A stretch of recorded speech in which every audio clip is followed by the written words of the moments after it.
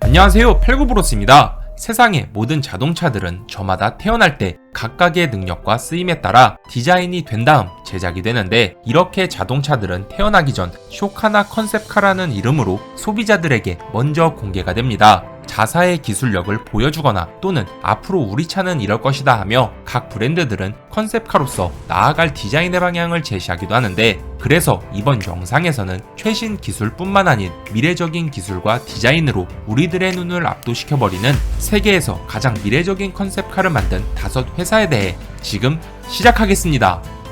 메르세데스 비전 EQ 실버 에로우.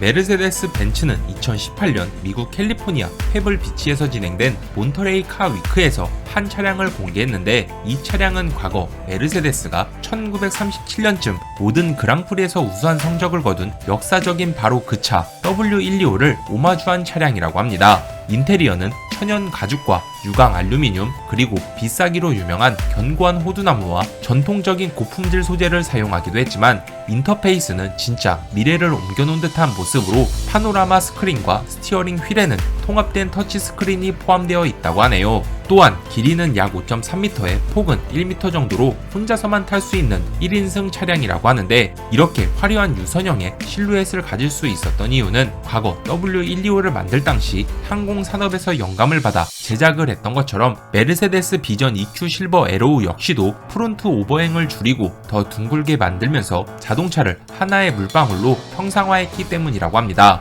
또한 모터스포츠의 진심이기도 한 메르세데스이기에 이 차량에서도 공기 역학적인 모습을 보여주고 있는데, 먼저 휠을 보자면 휠 하나당 168개의 스포크로 이루어진 경량 알루미늄 휠을 사용하고, 그 위로는 회전하지 않는 허브캡으로 공기 저항을 최소화한다고 하네요. 또한 리어 디퓨저는 2개의 확장 가능한 리어 스포일러가 감속을 필요로 할 때 바람의 저항을 증가시켜서 에어 브레이크 역할도 한다고 합니다.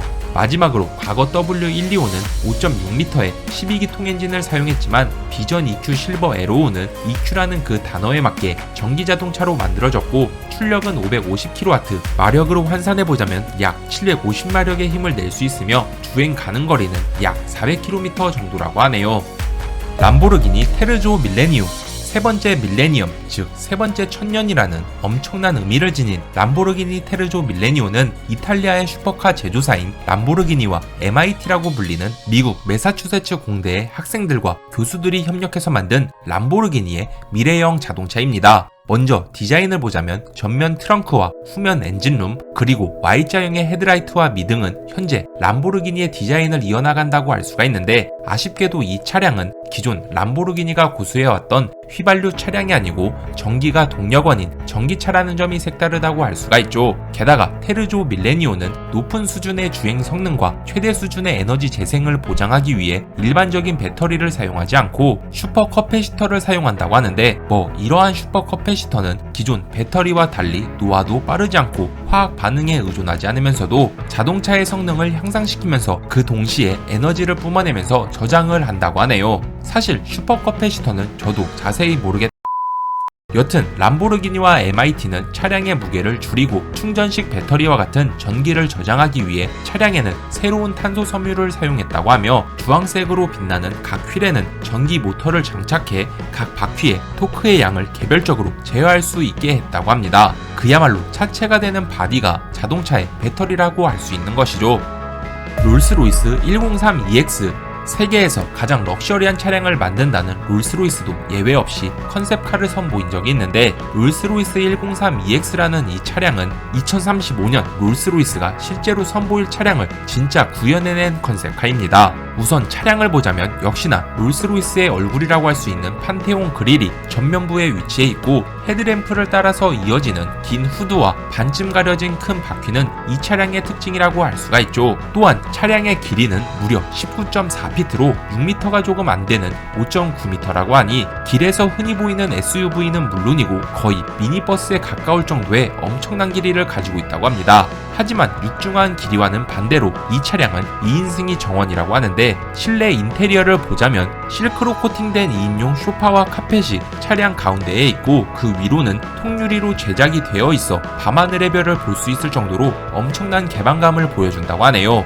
아마도 롤스로이스에서 이렇게 설계한 이유는 기존 롤스로이스 차량에서 볼 수 있었던 스타라이트 헤드라이너 옵션을 실제로 접목한 것은 아닐까 하고 조심스럽게 생각을 해보. 여튼 운전자의 프라이버시와 편안함에 초점을 맞춰 그야말로 럭셔리의 끝을 보여주는 이 차량에는 스티어링 휠, 핸들이 없는 것을 볼 수가 있는데, 그 이유는 완벽한 전기 자율주행 차량으로 스피릿 오브 엑스터시라고 불리는 AI 비서가 음성으로 명령을 받아 대신 운전을 하기 때문이라고 하네요. 물론 지금도 그렇지만 확실히 롤스로이스는 기사가 운전을 하든 AI가 운전을 하든 미래에도 차주들이 직접 운전을 하진 않을 것 같네요.